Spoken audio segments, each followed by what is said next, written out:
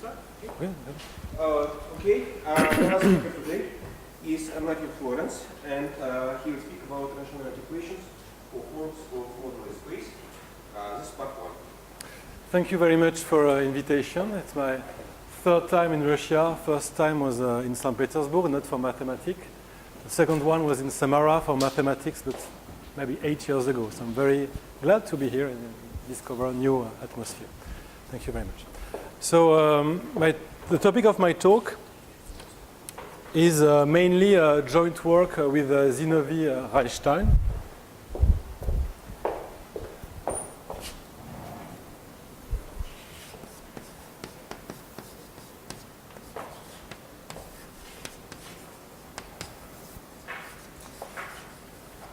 So the main topic of interest here is about forms of moduli spaces and whether they are rational or not, or maybe stably rational, or maybe retract rational. And so in this first talk, I chose to focus on positive results because you know for rationality you have two types of results. Either you prove that a variety is rational, or you prove that it is not. And so today I focus on positive. So my personal taste goes towards showing that a variety is rational more than disproving that. The thing is, I just want, beyond personal taste, what I would like to say is that if you want to show that a variety is rational, it's a dirty piece of job. Like the result is very clean, right? In the end, it's rational, but in order to do that, you have to put your hands in the dirt, really. So this is what I'm going to do a bit today, but I try to minimize this as well as I can, but it cannot be suppressed. Okay. And so maybe during the next talk, I focus on negativity, negative results. So I recall some facts now, some of which are very close to Stefan's talk, to those appearing in Stefan's talk. I won't be using much cohomological material though, so let me perhaps briefly recall these things. So F will be a field throughout.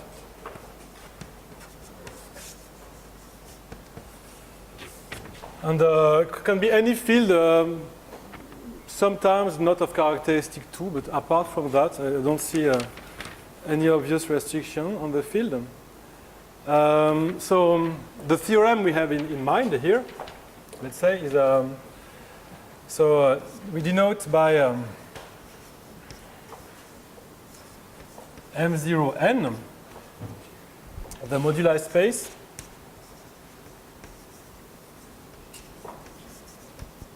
of so without a bar, usually it's a smooth of a smooth projective curves. But I can anticipate and put a G, so it's not doesn't cost much more.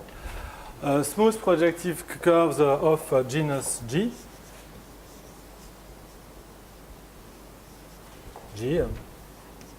Some non-negative integer, together with n marked points.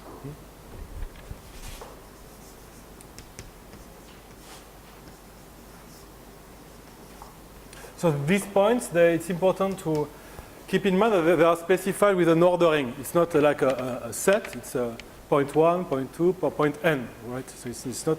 So really, the symmetric group acts on this object. So for instance, what happens if n is if G is 0? G is 0 is the topic of my talk today, right? It's some really interesting thing happen for genus 0. Genus 0, usually people say it's P1, it's boring, but it's not at all boring. It can do very subtle things just with one P1. So I'll try to illustrate this fact during this talk. So genus 0, so M0n, what is that? So you take, so it's something like P1, so n will always be bigger than 4. In my talk, let's say, and you remove 0, 1, infinity, because the first 3 points, you can always fix them 0, 1, infinity. And then you have n minus 3 points remaining, right? And then, of course, you have to remove the, how do you call that, the fat diagonal, the subscheme where 2 coordinates are equal. Right? Minus delta. By that, I mean 2 coordinates are equal, okay? So if you look at this variety like that, it's obvious that it's rational, right? Because it's birational to P1 to the n minus 3. So, of course, it is F rational.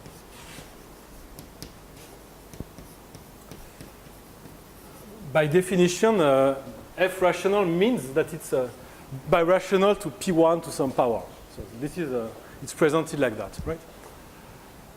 Now there's one subtle question, is that this isomorphism does not respect the action of the symmetric group. So this I want to point out, does not respect the action of Sn.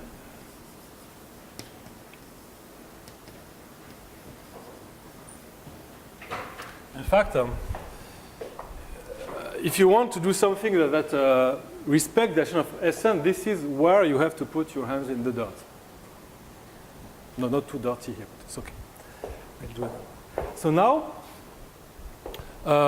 you can present M0n in a better way, which would be this one. So M0n. So now I will only consider birational maps, right? So when I will only consider dotted arrows. So these are birational maps.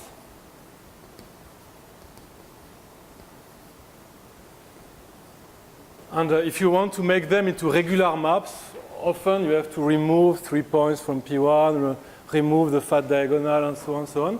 I will not do that. I will just consider birational map. So it's also isomorphic to P1 to the n modulo PGL2. So how is that? Because when you have a curve of genus 0 with n points, the curve itself over an algebraically closed field, it's P1, right? And then you have to specify the n points. These are n points of P1. And then the automorphism of P1 is a PGL2. So this is just because PGL2 is the automorphism group. I will make some recollections about these facts later, but now I'm being maybe a bit sketchy. And this holds also works well if n is at least 4. And now if you use this isomorphism, it respects the action of Sn, right? Because the symmetric groups act by permutation on P1 to the n. And this action here, it is the diagonal action. Right? So the formula, which is good to be given here, for the PGL2 action,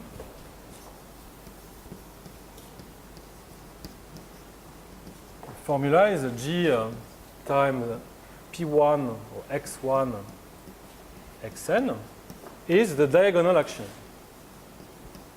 So of course, this diagonal action will respect the action of the symmetric group by permutation. But if you do that, then it's no longer obvious that this is rational, right? So you have a choice. Either you take into account the Sn action and you make it isomorphism to this variety, which is not obviously rational, or you think that it's rational, but then you lose the Sn action. So the job we have to do here is to put the two things together. This requires work. Okay, so to begin with, I would like to present some facts which I like, and so it's a fact. Could be called a theorem also if you want.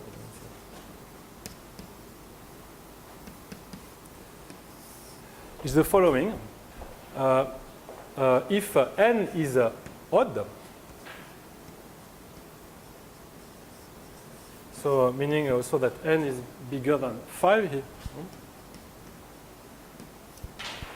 then projection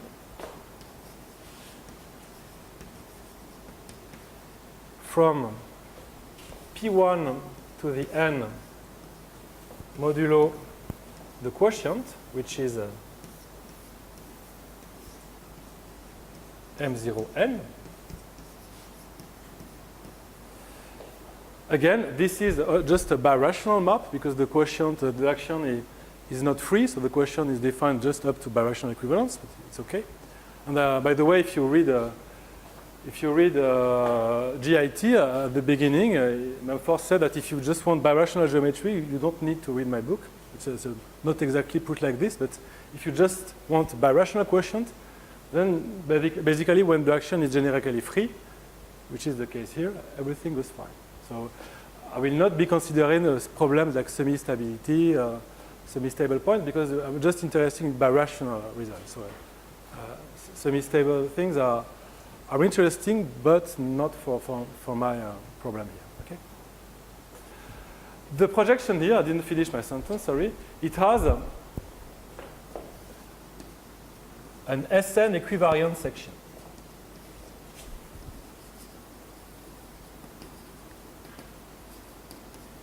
So I don't think this result is written anywhere. Actually, it comes as a corollary of what we did with Zinovi.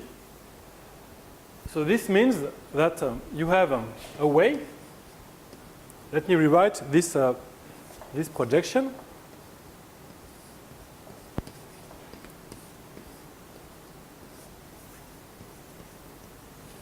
You have a way to find a birational section, let's say S, and this is pi. Okay.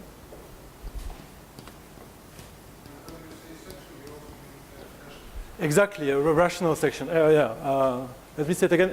Everything is rational. You can perhaps, if you want to make it regular, you have to control what you remove, and I'm not doing this today, but maybe it is possible to do it, I guess. And so I want it to be equivariant for the action of the symmetry group. You see? And the crucial fact that S should be Sn equivariant. It respects the order of the points.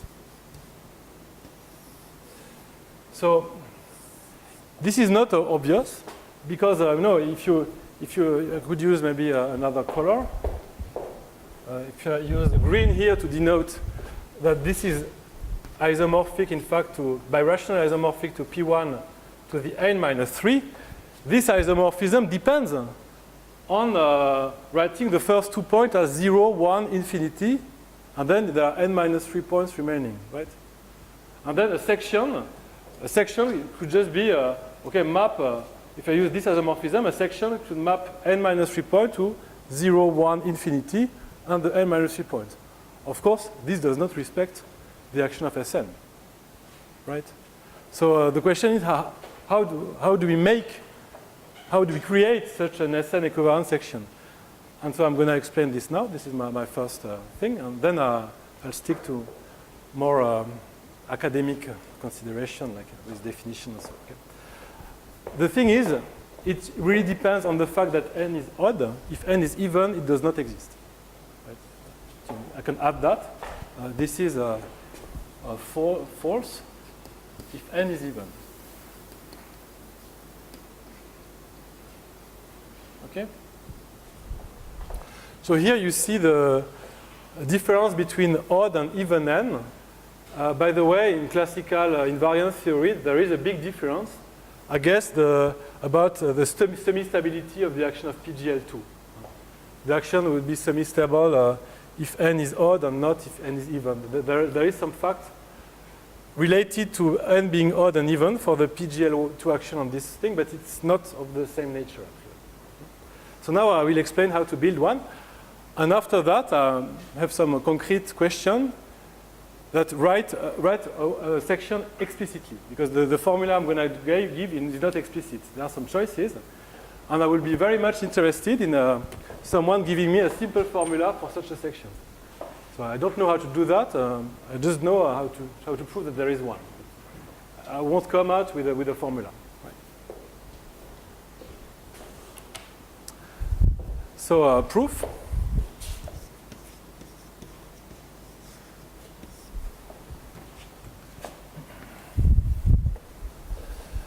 So you have to write a diagram.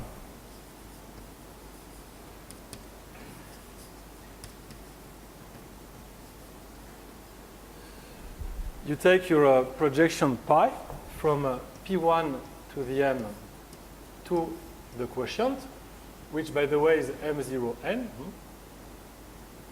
this thing here. And this respects, of course, the action of the symmetric group Sn. So, and now, what you do, you mod out the Sn action. Right? This is Sn equivariant. Is it clear if I write Sn EQ? It means it respects the action of symmetric group Sn. Right? Now I mod out the action of Sn.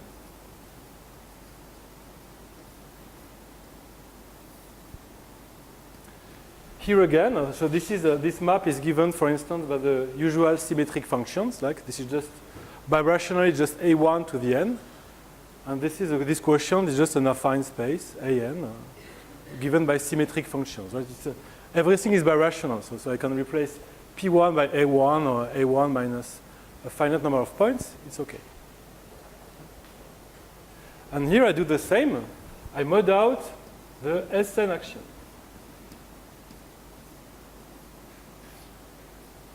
And since this map is equivariant, I get one downstairs. So this map is pi, and this one will be pi naught. Okay. And now what I claim is that this map here, this quotient, and this one here, they have an extra structure. They're actually a PGL2 torsor. Right? So this... here I mod it out by PGL2. So let me write here that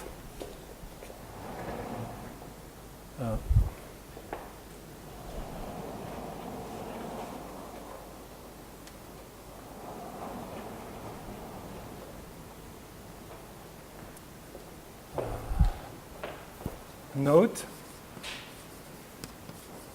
that the map, the birational map from P1 to the n to the quotient, M0n, is a PGL2 torsor.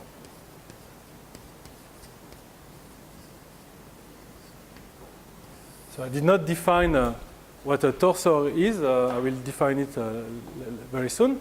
This just means that the group PGL2 acts simply transitively on the fibers.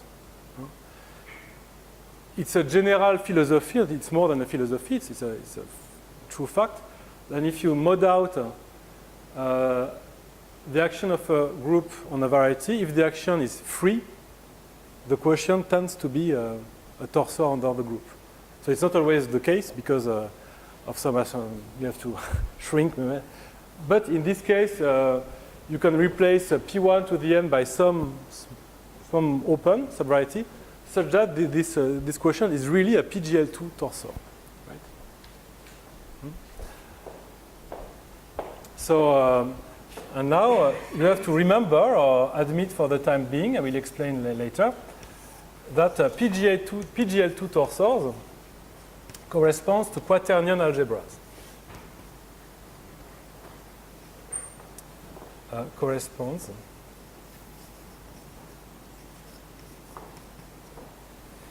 when I write quaternion algebra,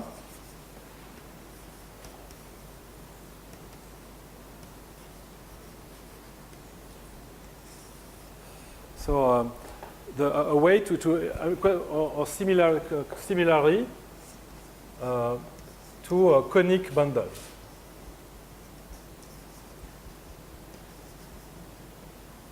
Okay.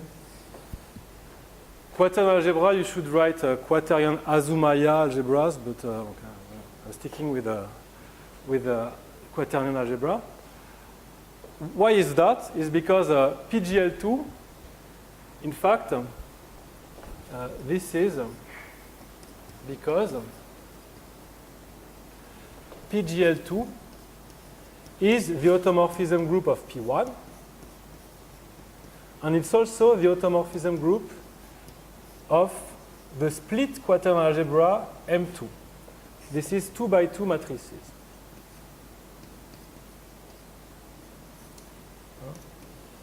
If you take PGL2 operates on M2 by conjugation, it's an algebra automorphism, and it operates on P1 by linearly. And in both cases, it's really the full automorphism group on P1 and on the matrices M2. And using a general fact of descent theory, which I will explain later, you get that the two notions correspond mutually to each other. PGL2 torsor would be a conic bundle that is a form of P1, or equivalently a quaternion algebra that is a form of M2. So the definition is given later. By definition, I mean precise definition.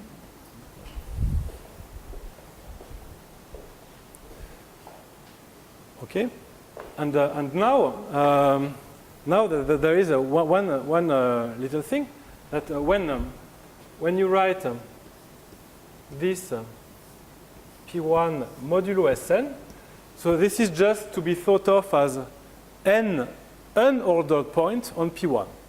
It's something like the nth symmetric power of P1, if you want. Sim n of P1 by rationally, so just n unordered point. And this map here goes to the quotient M0n modulo Sn. This is a PG.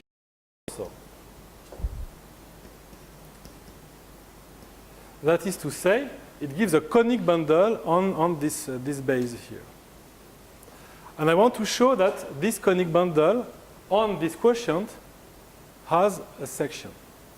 I'm going to show that this PGL2 torsor is actually trivial. Okay. We're going to see that this PGL2 torsor is trivial if n is odd. For a torsor to be trivial means it has a section.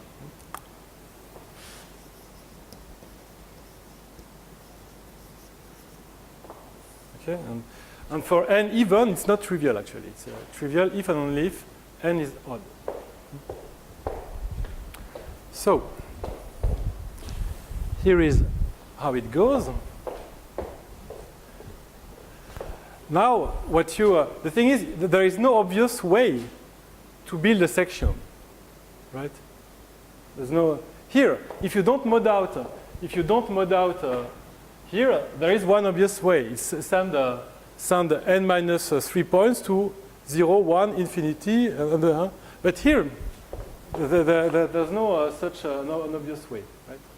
But if instead of modding Sn, you mod Sn minus 1, meaning that you keep the first point fixed and permute only the n minus 1 remaining points, then you can write a section. So the thing is that if we base change, it's a question of base change, like that. So here you have your torsor here.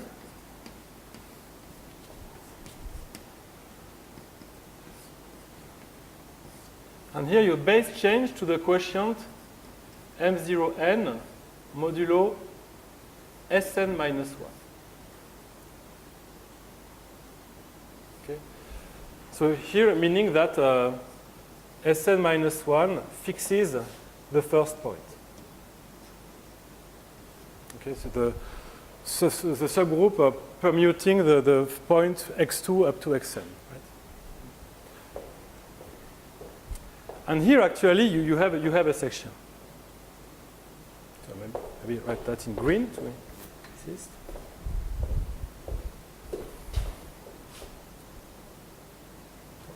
In fact, you can complete the diagram like that. P1 modulo Sn minus 1. And here there exists a section. Okay. And the reason for that is because here you have a PGL2 torsor.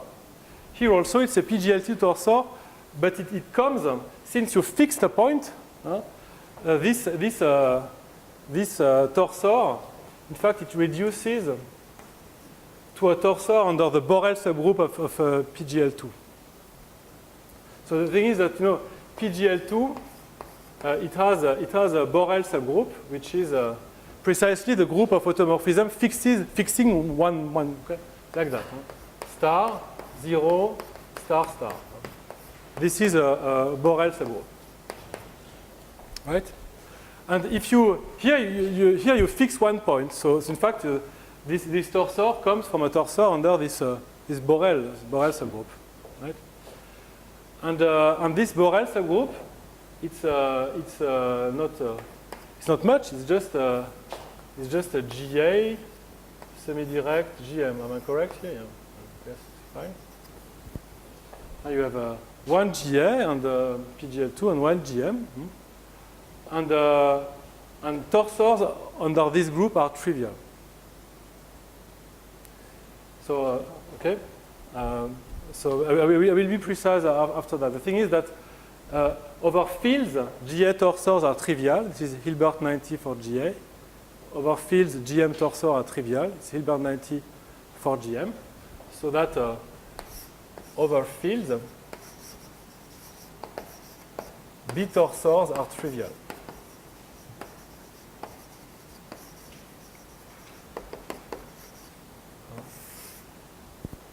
When you have a torsor under this group, PGL2, it's not trivial because a conic bundle with no section gives a non-trivial torsor under PGL2. But over a field, both of these factors, they have trivial H1. So if you just dévissage, this one has trivial H1 too, right? So I will, I have no time to give detail because I will like to give more precise definition later, but let's say that here there is in Galois cohomology, there is really a classical way to build a rational section here, right? But this here has degree n, right? It's a degree n map. And n is odd, right? So what you get a conic bundle with a multisection of odd order. And this is a trivial rationally, right? If you have a conic, one-dimensional conic with a point of odd order, then it's actually P1, right? Typically, when you have a non-split conic, it's like I don't know, the conic x squared plus y squared plus z squared equals 0 inside P2 of R. It has no points, so it's non-trivial. And its only points are complex points. But if you have a curve of genus 0 with one point of odd order, then it's actually P1. It splits. Can you just explain what you mean by one person is reduced to another? Okay, so you have morphism from B to PGL2, and if you have a B torsor, you can push. You have functoriality for torsors. You have a torsor from some algebraic group, morphism from this group to another. A B torsor can be extended to a PGL2 torsor. So in your diagram, you still the upper horizontal arrow is still a torsor under PGL2. Exactly, but that it's in the image of it's exactly. It's in the image of this map by functoriality. I will say that again maybe later. But in fact, when you here, it does not come from B torsor because it's not B trivial.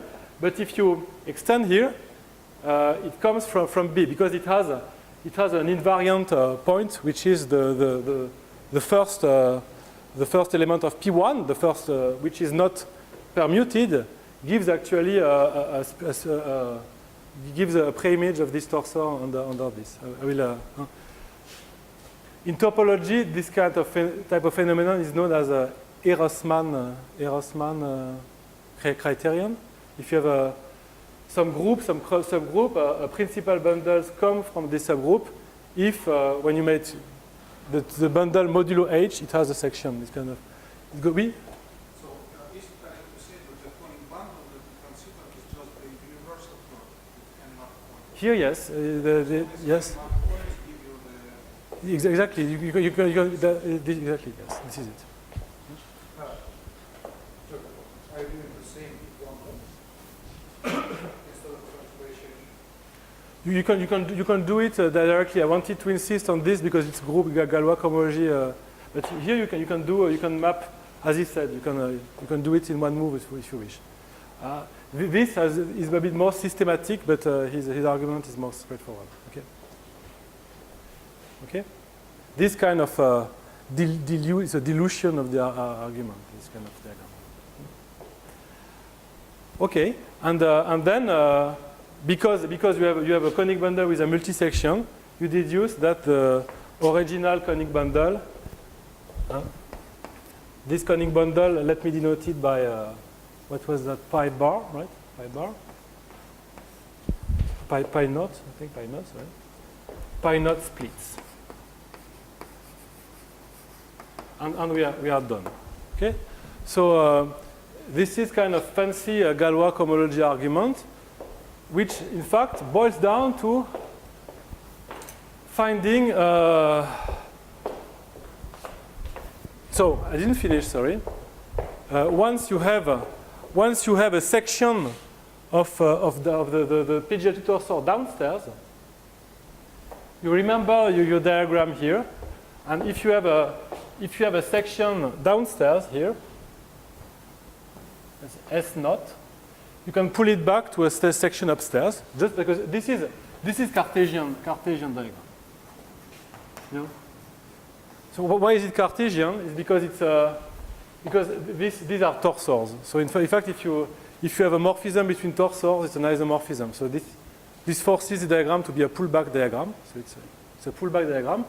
So if you have a section here, you can pull it back to a section here.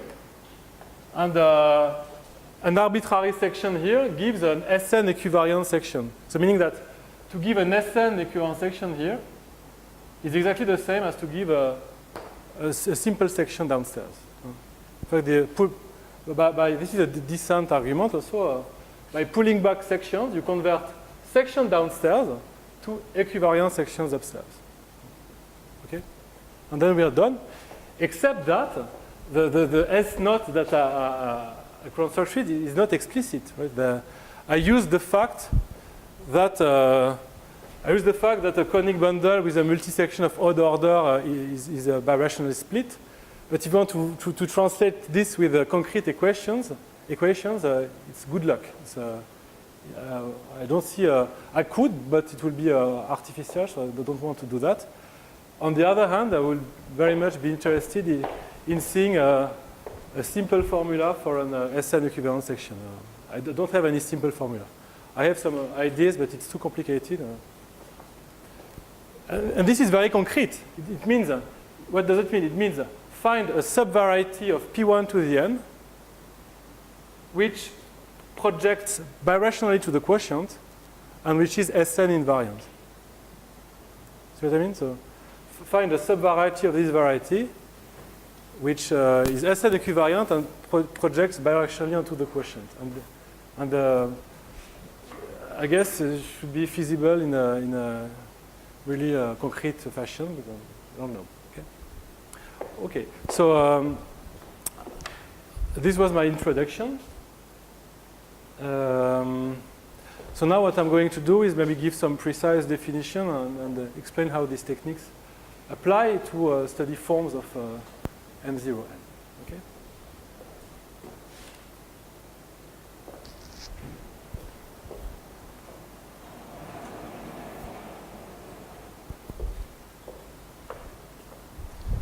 Okay. So now I will. So here maybe I was a bit ambitious because to follow my arguments, it would have been better that I give definition first, but that's the way I work. Sorry. So now let me give definition.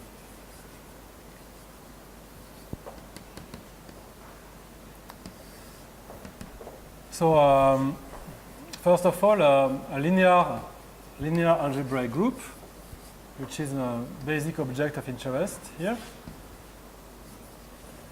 is an algebraic subgroup closed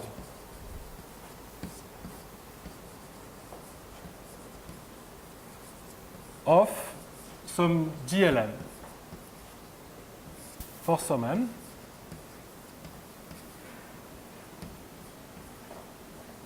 over F, and equivalently it's an affine group scheme of finite type. Okay, so I will consider such groups. There are basic examples which so like GM, the multiplicative group. So it's actually GM is GL1, right?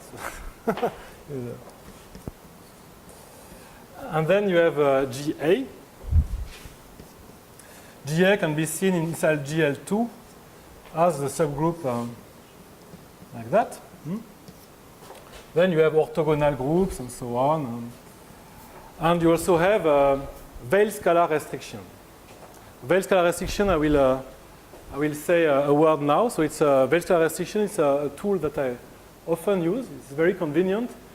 It converts information after some finite extension of the field F to information downstairs. That's what it does. So this is my second definition.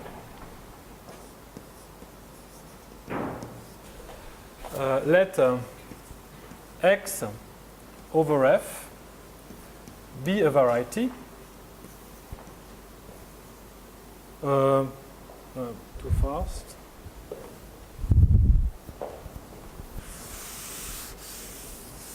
Let E over F be a finite field extension.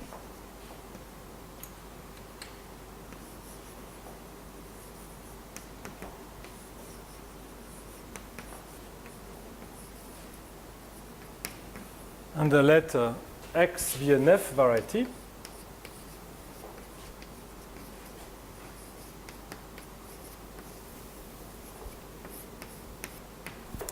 Okay. Over E. And I want to view this as a variety over F. In fact, it's possible.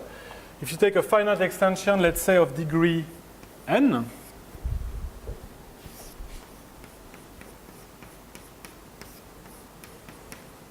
then any variety over E can be viewed as a variety over F of dimension n times this variety. So this is what you do when you take a complex variety and view it as a real variety of double dimension. It can be done for any field extension, actually for any finite locally free morphism. So it's very general stuff.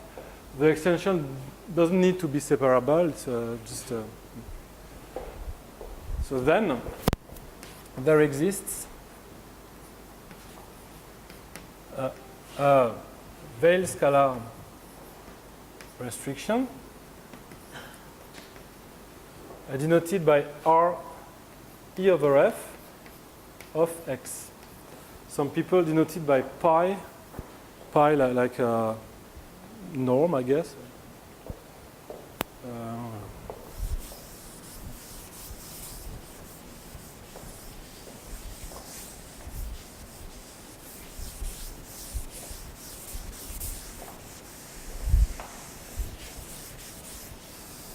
And this is a very nice process. It says that in many situations, if you know everything about the ground field, and if things are functorial enough, you know everything about finite extension also. So such that. So for any F variety Y, the homomorphisms of F variety downstairs from Y to this Veil scalar restriction are exactly the morphism of variety upstairs from Y times E to from Y times E to X. And here is a homomorphism of F varieties, and here of E varieties. So it's a adjoint to scalar extension, so if you want in a formal way. Yeah? And so it's a very standard thing, and it can be applied to algebraic groups, right? If X is an algebraic group over E, the Weil restrictions thing will be an algebraic group over F, and so on. Okay? So my basic example would be take Weil scalar restriction of GM.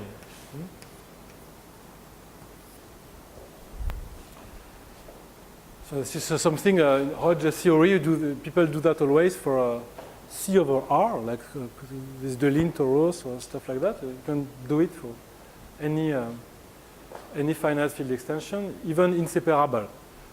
Note that this is it is a torus, an algebraic torus, if the extension is separable.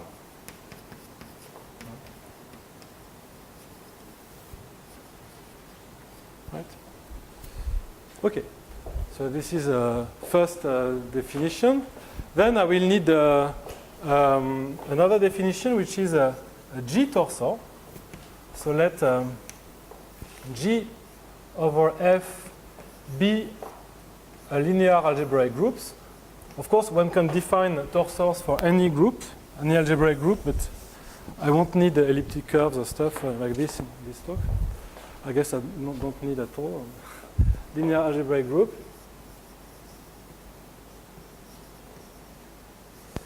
Okay.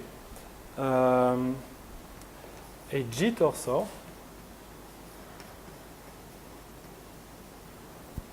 over F is an F variety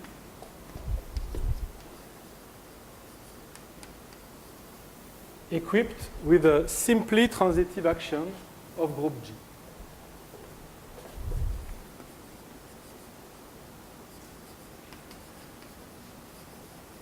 With simply transitive action of G. So I have to be careful when I say simply transitive, and also have to be careful that it should be non-empty if you want to be really non-empty. A joke that do you consider the action of a group of the empty variety to be simply transitive? I guess people say no usually. Okay. So this means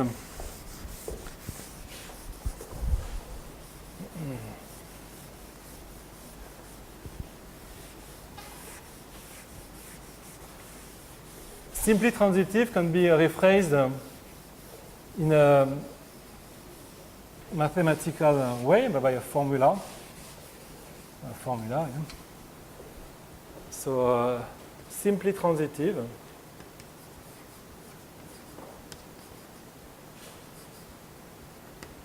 in fact it says that the action map this one xg goes to xg.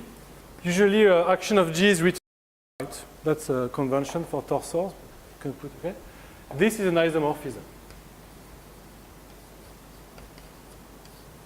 of F varieties. And if you think, it means that given 2 points of X, there is a unique element of G which sends the first one to the second. So in fact, it's exactly like in affine geometry, when you are a student, I learned affine geometry, a real vector space acting on some set simply transitively, gives barycentric operations and so on. This is a non-commutative definition of an affine space of some vector space, except that, you can't do barycentric operation because to do barycentric operation, you would need G to be commutative. Here you can't, so you use this definition instead, but it's really like an affine space of some vector space in the non-commutative setting. Okay. So now I want to give some examples.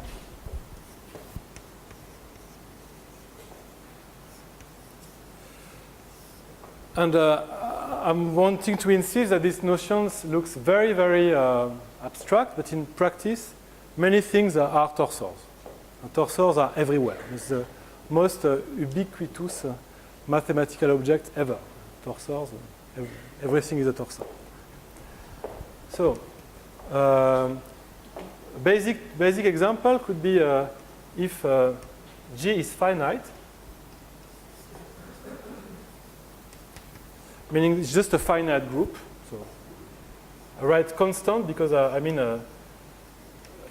finite group schemes means something else. So it just means a finite group regarded as a constant, constant algebraic group. Then in fact G torsors is almost the same as a Galois extension of group G.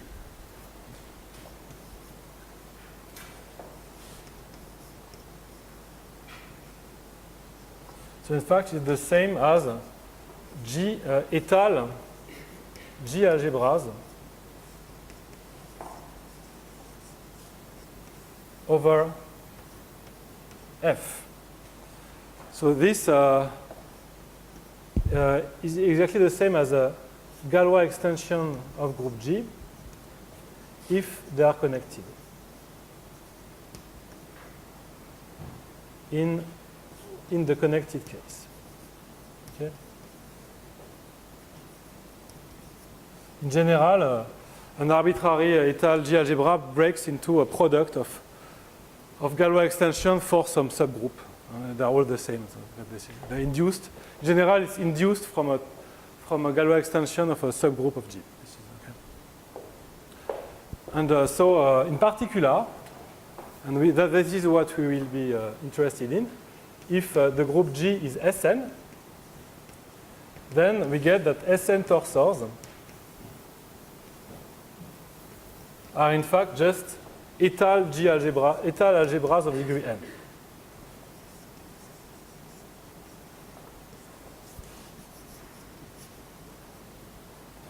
Okay, so to give an Sn torsor is just to give an étale algebra of degree n, just a product of separable field extension whose degree add up to n. Okay, this is a way to interpret. In fact, it's just a homomorphism of the fundamental group to Sn. It's just a cover, not necessarily Galois, but of degree n. Right? This is. And then you have the slightly more.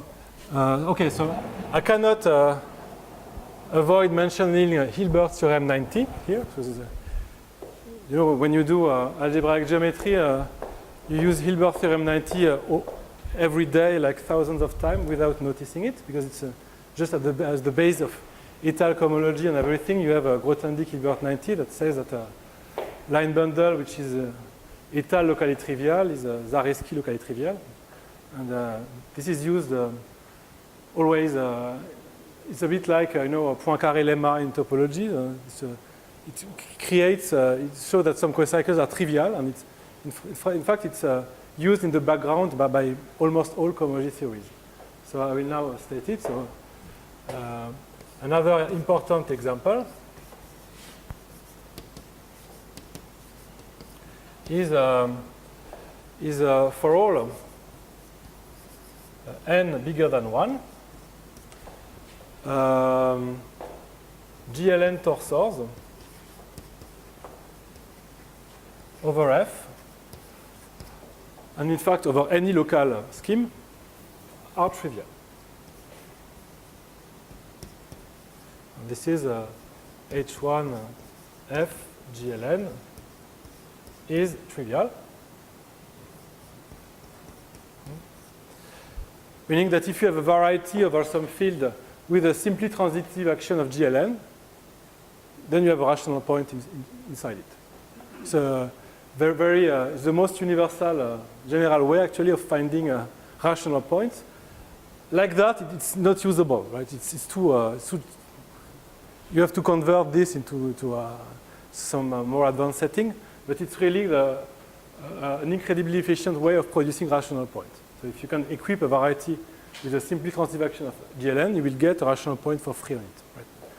Of course, it's almost impossible to do it in practice, or at least it requires a lot of work. Right? And also, okay, this is another example would be what happens if instead of GLN I put PGLN. So the story that H1 with values in a PGLN. Right? We have seen that in Stefan's talk. It's maybe not in exactly the same setting, but this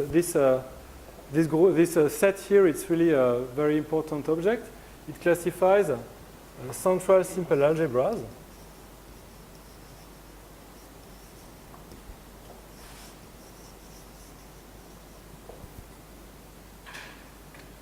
over F of degree n.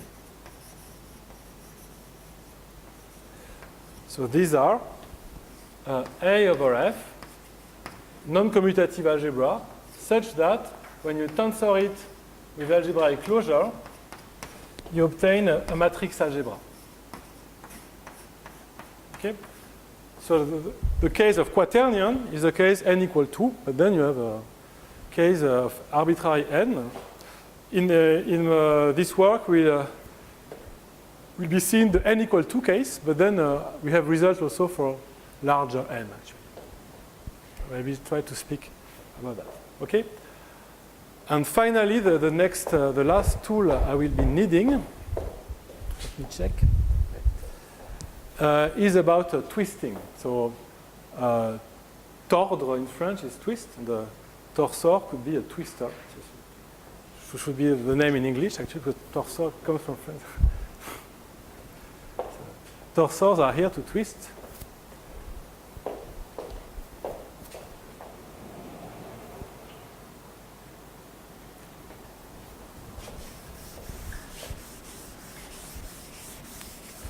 So I will explain what we mean by twisting.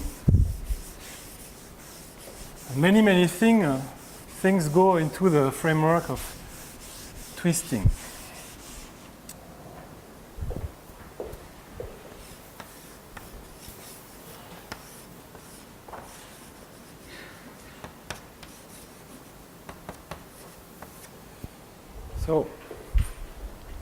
So it's twisting requires three things: a group, a torsor under this group, and a variety on which the group acts, or some structure on which the group acts. Okay. So let G be a linear algebraic group over F. Let X be a quasi-projective variety.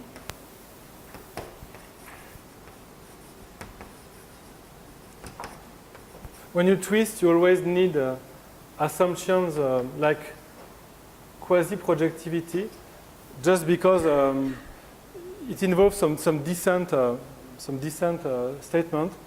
And to show that the descent data is effective, you need an ample line bundle. Otherwise, you don't know how to do that. In this setting, it's easier than having an ample line bundle. I will explain that.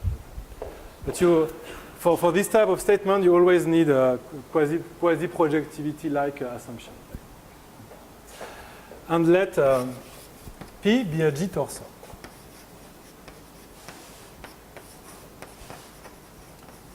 Over F. And then you can twist X by P.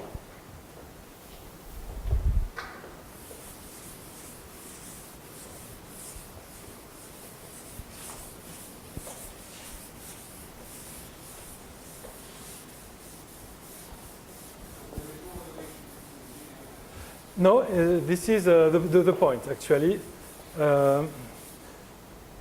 This is the point. There's between, let's say, P and X, you said that there's no relation. X is just any variety quasi-projective with an action of G, and P is a G-torsor. So in fact, you have... Yes, but no assumption on the action, except that X itself is a geometric assumption on X, right? X is quasi-projective. The action can be anything. But then the torsor here, action has to be free, and hence P itself is a find here. because if G is affine, P is affine. So by the way, you can twist also for you can twist for torsors under any algebraic group. But here I stick to the case of linear groups. So I didn't say, but if J is affine, then a torsor is affine also. If J is an abelian variety, then a torsor is projective also. Torsor keep the nice geometric properties of groups. In fact, they can have only better geometric properties than the group itself. This is the philosophy. Okay. Okay, so then, maybe I finish here. Then we define the twist.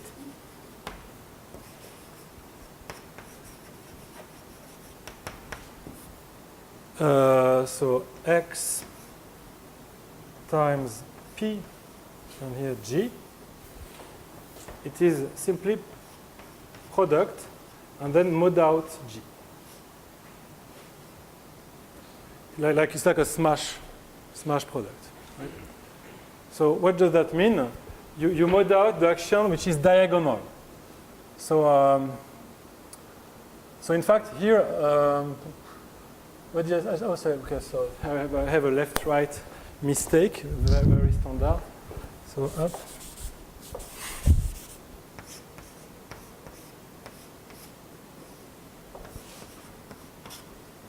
Okay. In fact, it's exactly like when you do tensor product of modules over some ring, you need one to be a left module and the other a right module.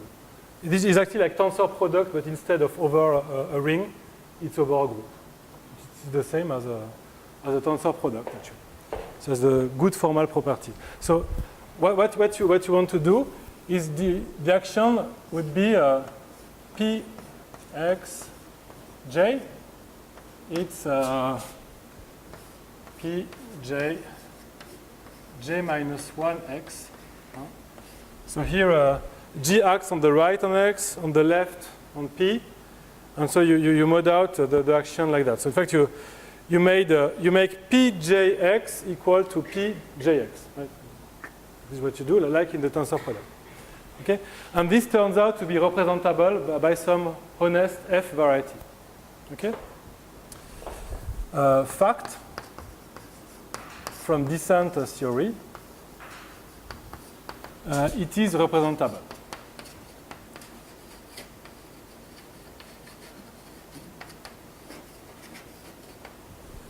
You know, when you do a quotient, it's not clear that the quotient exists in geometry. In a set theory, it's easy, but why should this be a variety? And so, in fact, if the action of G on one of the factors is free, in fact, the action on G on the product is free a fortiori, and the thing exists as a torsor. So I will not say how to prove that, but let me just say that in this setting, the proof is just Galois descent, the simple Weil style Galois descent. You don't need more than that, right?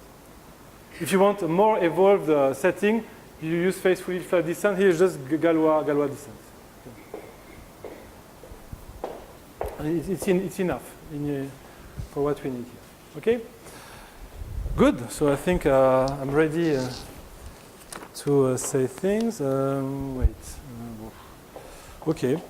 So how much time do I have? Okay, it's good.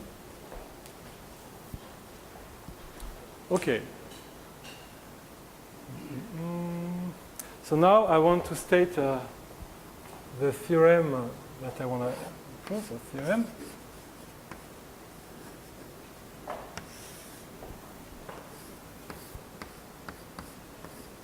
So myself and Zinoviev Einstein as follows. So if let n bigger than 5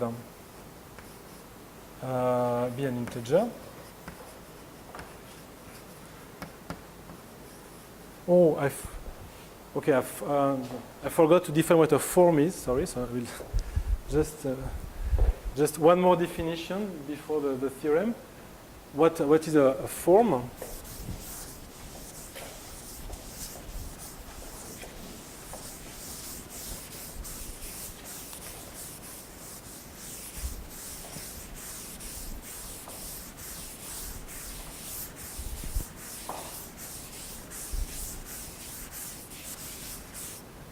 This should be my last definition.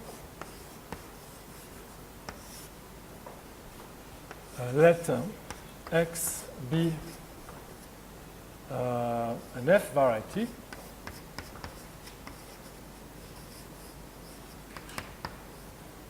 an F form of X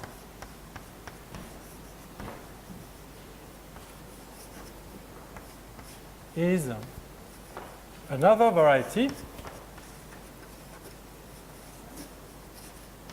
Y, which becomes isomorphic to X over an algebraic closure of F, such that the varieties over algebraic closure, this is a algebraic closure of F,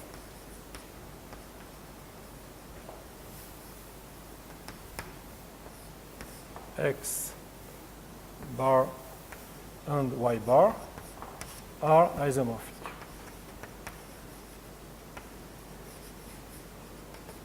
Okay? For instance,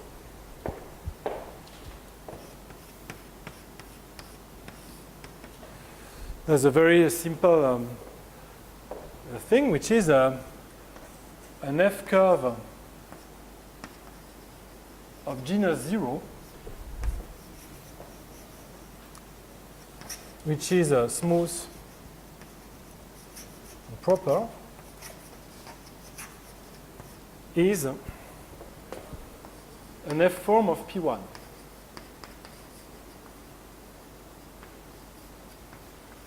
Right?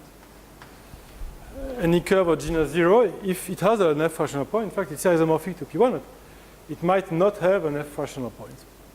Typically, x squared plus y squared plus z squared equals 0 inside the P2 over R. Then, what you can do is generalize to instead of P1, take Pn. So, more generally, F forms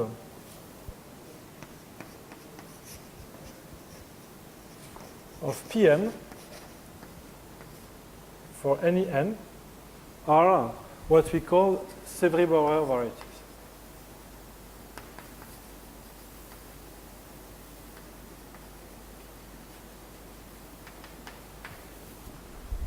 So in fact, Sevry-Bauer varieties are the same thing as central simple algebras of degree n. It's the same. Okay. This is if you want a geometric way of interpreting a central simple algebra. After a while, personally, I don't see the difference between a central simple algebra and Sevry-Bauer variety. In my mind, they are the same thing. So just choose, depending on the context, which viewpoint I will adopt. But, so let's say they're really equivalent notions, right? Okay. So now I can state the theorem, which is as follows. Take an integer bigger than 5. If n is odd, then any F form of M0n is F rational. I will make some comments on the history behind this theorem later and the related questions. But let me finish first. So if now n is even, bigger than 6, there exists, maybe not on F, but there exists a field extension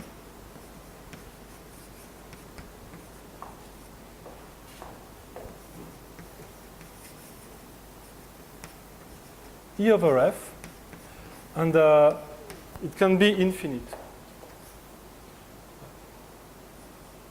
So non-algebraic. In general, it's non-algebraic.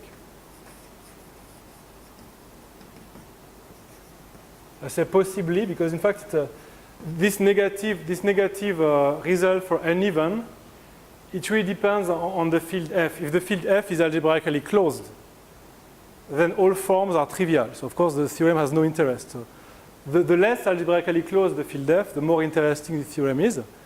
And if F is algebraically closed, you have to do some extension to get some non-algebraically closed F, right? So this extension can be chosen to be purely transcendental always, if you want, for instance.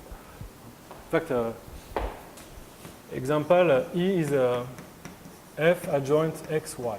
This purely transcendental field extension of degree 2 will work. In practice, you can choose this one, right? Such that there exists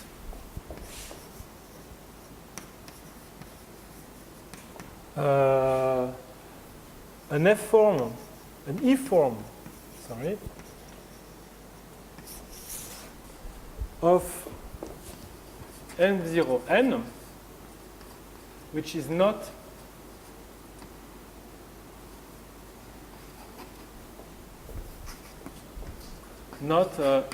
irrational.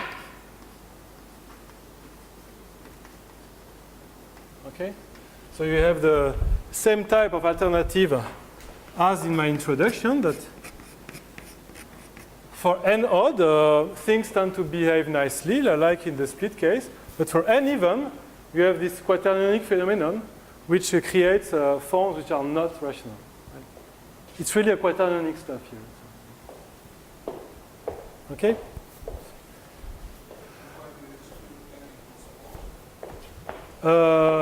Because for n equals, so it works also, right? So yeah, so because somehow it's a bit easy because it's P1, right? And just have so, okay, you're right.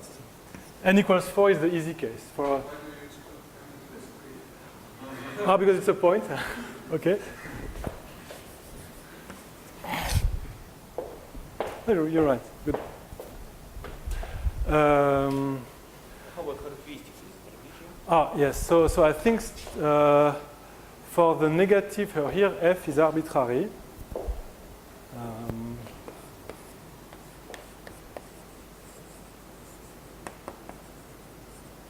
Here, I guess it's characteristic not 2. So I think we wrote a proof for characteristic not 2, but you can write a proof for characteristic 2 also.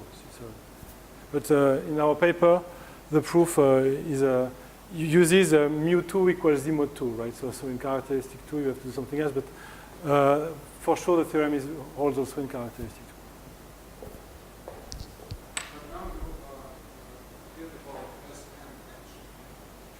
2. Okay, so this is good. I want to make a comment. Why is SN action and so on? So the comment is as follows.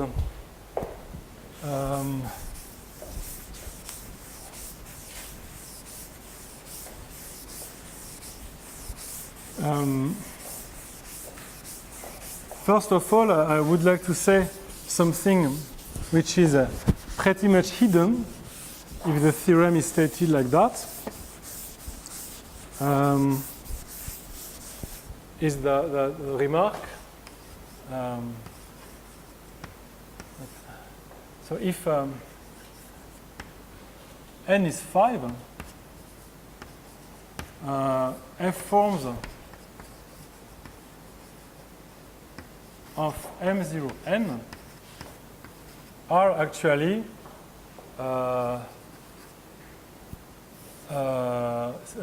del Pezzo surfaces of degree 5. So in fact, if you want really a del Pezzo surface, you would put M0 n bar. But since I want something birational, I don't care. So for n equals 5, F form of M0 5 are del Pezzo surfaces of degree 5. And this theorem, point 1, You can see compactification, right? sorry? You can see compactification. Yeah, exactly. Additionally, Yeah. Yes, yes. We worked really with M0, but if you want to work with compactification, you get real true Del Pezzo surface. So point star becomes a theorem of Manin and Swinnerton-Dyer.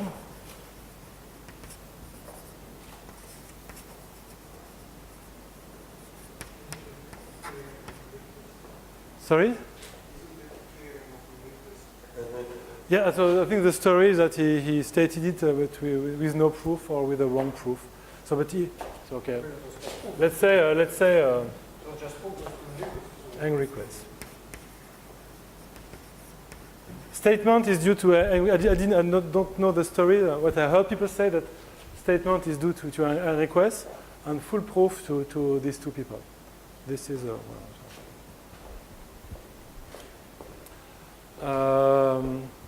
so in fact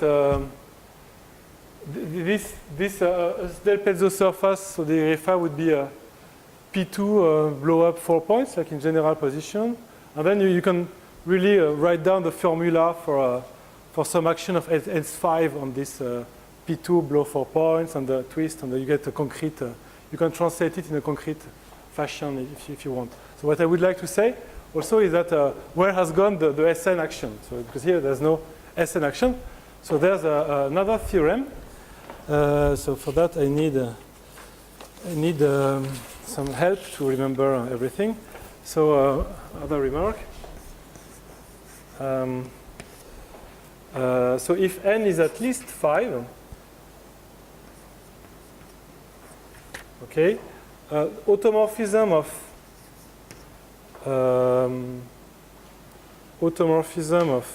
M0 bar, I guess, is exactly Sn. So meaning that you don't have anything else in the automorphism group of M0 bar as permitting the points. And in fact, you can do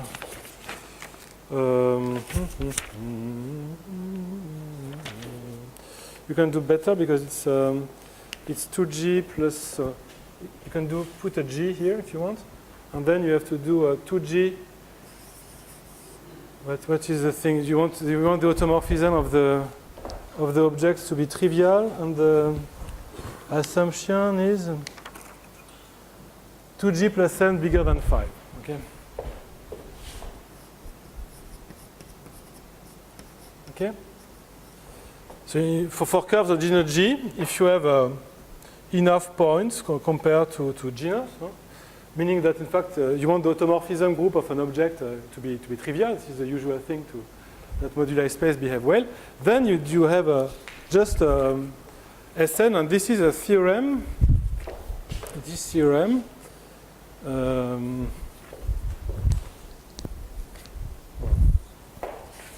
Of many people. Okay, so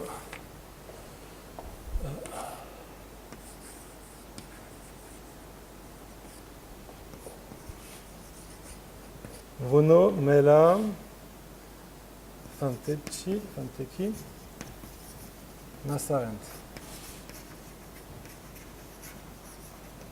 Italian people, mostly. And so this says that actually you get all forms of MGN through twisting by SN torsors. Of course, if you don't know that, then you still know that, but you have to replace forms of M0n by forms occurring through a twist by an SN torsor. But since actually Sn is the full group of automorphism, you get all forms that way. This is the thing.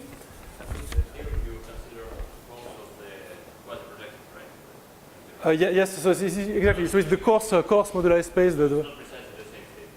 Yes, exactly. So in fact, if you want, so I think this one of Massarenti, I think, told us that if you remove bar, it's probably true also, but it's not in the literature. So it's likely to be true for MGN for the open thing, but it's not written anywhere. But people believe it's true. Right. In fact, yes, so in fact, strictly speaking, we should put a bar here. Thank you. Okay? Other question? No? Sorry? No, it does not, because it's a rational. Yeah, but there's other forms that you... No, because you know that the automorphism is the full automorphism is Sn.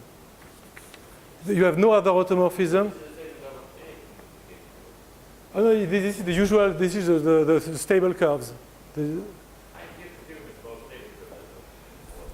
So if you don't want to bother about that, you have to put forms that are M0n or M0 bar twisted by an Sn torsor. The thing is, if you know that you obtain all forms because of this theorem. So the theorem is precisely about any form, but about form with a vector. Exactly. And in this case here, you know that you get them all. And in the case of the smooth or open thing, there might be some others, but people told they believe they are known. But apparently, such a statement is not known for MGN without bar. Okay. So maybe I can be more precise and say what a twist of M0n by an Sn torsor looks like. It has a concrete moduli space description. Maybe I can say that, since you look interested. How much time do I have? It's finished? 5 more minutes, is okay? Yeah. So maybe I will just say what they look like in practice, because it's there is a description. Of course, you can use description here. You can use this. Put Sn torsor, Sn, but it's not very explicit. You have a very explicit description.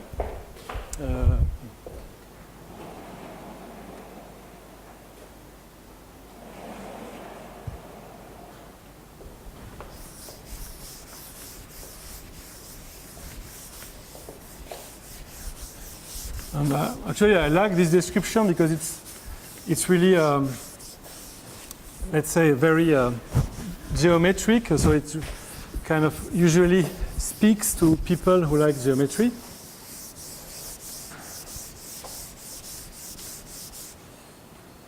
So let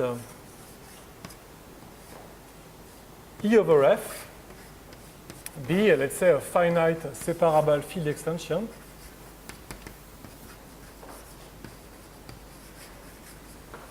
So I'm sorry I have to postpone proofs for the next talk, but I think it's okay. We will finish by this.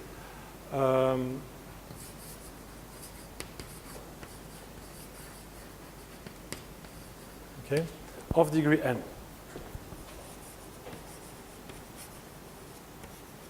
And now consider the following moduli problem.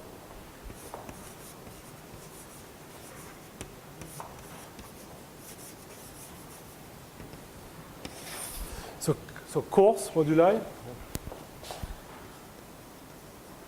If you want a stack, you can make it stacky. It's no problem. The thing is, you want to classify.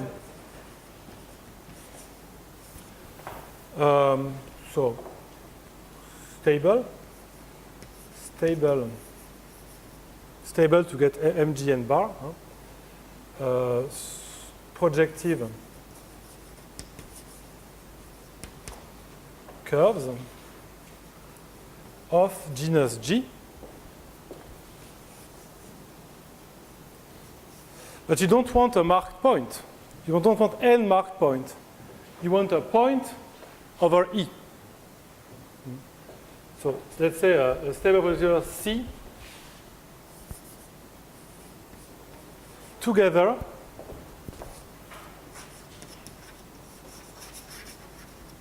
with, in fact, it's not any point, it's an embedding, an F embedding from spec E to C. So in the concrete case where, so let me be explicit, take the most mediatic field extension, which is maybe C over R. Is it the most mediatic? Did you vote? No? No. I vote it's the most mediatic extension. So if it's C over R, what you get is a complex point which is non-real, not real. Huh? So here you get a point x in C of C minus C of R. You want that all the conjugate are distinct points. And this modular problem, it is solved by this twisted form of M0n. Okay. So if what? If the same assumption is fulfilled, 2g plus n. So this 2g plus n bigger than 5 means that such an object has trivial automorphism group, and then you can apply descent. Okay. So if 2g plus n is bigger than 5, then this is representable, is represented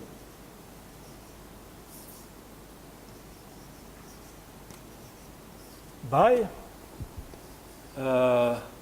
mgn bar twisted by p,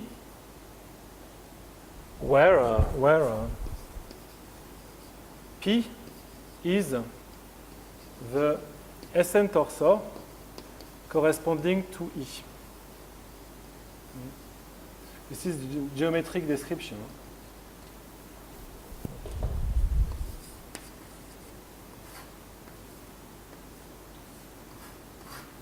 A separable field extension of degree f given a SN torsor, and to find a curve together with an embedding with a point in E which is not defined over f gives such a form. Okay.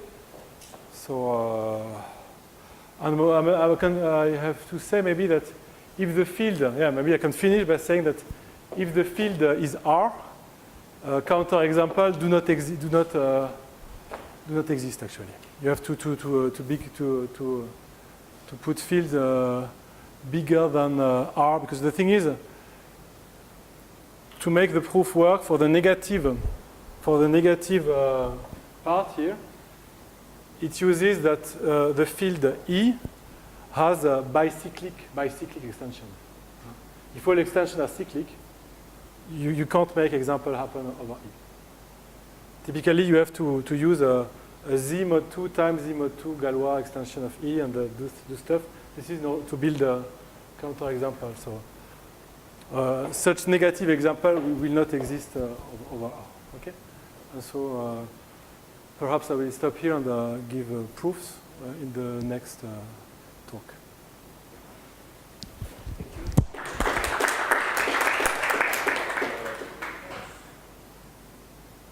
So since you already gave pretty many hints on the proof itself, let me ask you a question about the future proof. So you, so possibly you are going to play the same torsor game, but since the automorphic group is a SEM, your Galois action will, your Galois twist will have SEM. But it looks like what you get from this torsor theorem is stable rationality. Absolutely. And this is the main difference. So this gives stable rationality. And if you want to do rationality, so the positive thing, you will see it's a very much elementary proof. Doesn't use torsor, doesn't use anything, but it's really specific to this situation. And I think it's a general philosophy that if you want a machinery to prove rationality, usually machinery proves stable rationality. If you want to prove rationality, it's really case by case. You have to look deep inside the thing, and you will see that in fact the rationality is, maybe it's hard to find, but once you find it, it's just some subtle linear algebra, nothing more. You see it's no, there's no torsor. There's one preparatory step with torsors, but the parametrization is by use of Grassmannians and stuff, and it's nothing like that. So this proof is more complicated. It was not a hint for the proof. It was just it's a hint, as you said, for stable rationality, proof of stable, but for rationality, there's something new. This is, So it will go on different lines. it begins a bit like that, but once you have some interpretation with twist, then you have to do some computation with Grassmannians, which is elementary, and checks some opens, some birational, explicit birational map are well defined and so on. And this is kind of linear algebra, Van der Monde determinants, and Then the next question about the same things. So let's have a look at the even case. Mhm. Okay, in this torsor game. Mhm. So did I get it right that in the even case, the corollary of your proof is that maybe M0n is not stably rational as it is, but if you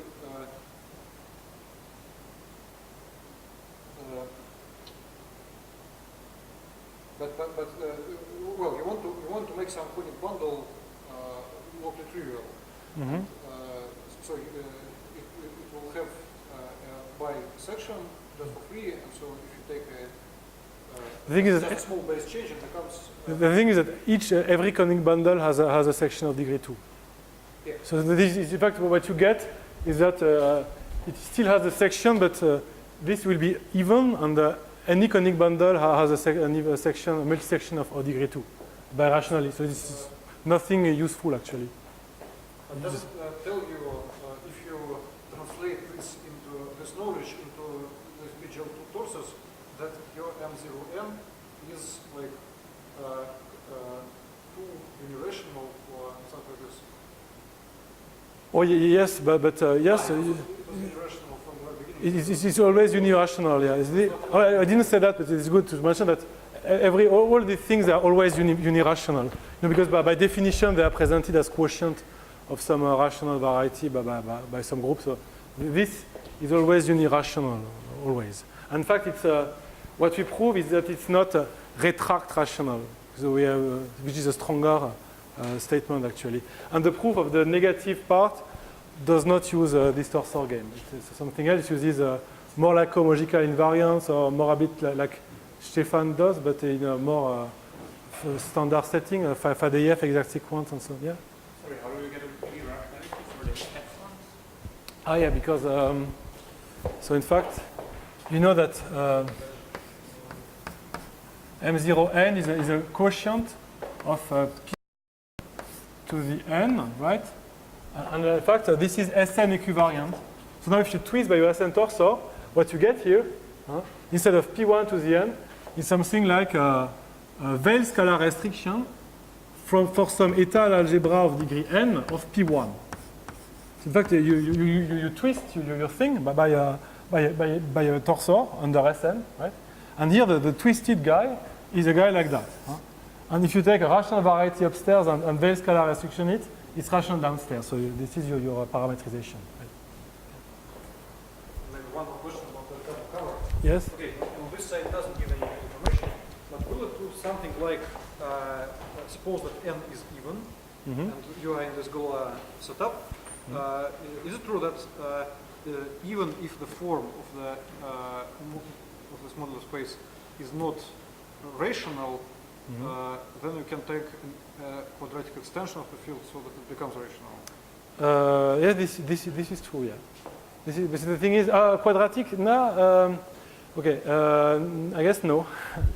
It's because, you know, if, let's say if n is not divisible by 4, let's say if the Sn torsor, if the Sn torsor, let's say, comes from some Z-mod2 extension, yes, but assume that n is 4, right?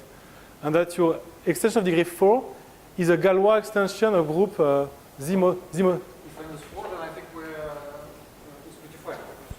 Like your form of rational curve is going to be rational over quadratic extension, right? So you have, in fact, if n, I think that if n is, okay, if n is not divisible by 4, wait, I'm not sure about that. It's a bit more subtle than it seems. There is something to be said in this direction, but I'm not sure. I think that in general you can't do that by the extension of degree 2. even if n is 4. That's my impression. If this Sn torsor, let's say it's a Z mod n with n divisible by 2 but not 4, then yes. But, and the worst thing is that if you have a Z mod 2 times Z mod 2 Galois extension, then it's quite bad. Don't you know the case, I mean, the case of n equals 4 is just... Oh yes, but you can't base change by a thing like that. You have to do a field extension of the ground field F, which simplifies the Sn torsor. You can't base change by this in the end. You want to base change by something coming from F to simplify the Sn torsor. And I think in this direction that maybe if n is divisible by not divisible by 4, maybe you can do no, I'm not sure. Yes. Sorry, the second part of the theory, do you actually prove that the resistive form is not stable right now? Yes, so in fact it's non-retract rational. Non-retract rational. In particular, yeah, retract rational is weaker than the stably rational implies stably implies retract. Retract means that identity factors rationally through a projective space. So Bravo is still not structured. Yes, exactly. What was that part you actually get here? The torsion of the Bravo? Yes, so it's exactly two torsion Bravo group. You hook up a cross and then build it up to the 21. Yes, and in fact you do a bit the same game as Stefan does with compute residues, just with the FADEIF exact sequence type, and you show that you control residues, and it's the same spirit. It's about residues for a Brauer group, for our classes of degree 2. So you see for when n is given, this torsion is actually there, it's always not trivial. Yes, So you actually it is non-trivial. you put the torsion out of that torsion. You might do it that way. We don't do it exactly that way. We don't use that point of view, but it could be doable. Yes, you use it. Yeah.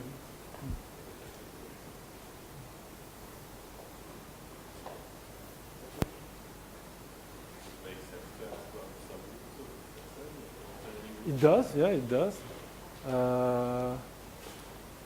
And I guess that if you have, in the spirit of your question, if you have a subgroup whose 2 silo subgroup is Z mod 2, very, very small. Of course, if it's a subgroup of Sn with a odd order, would give the same thing as here, I guess. Huh?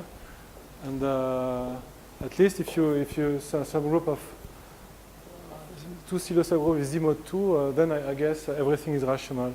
Problems start when you have Z mod 2 times Z mod 2 inside it.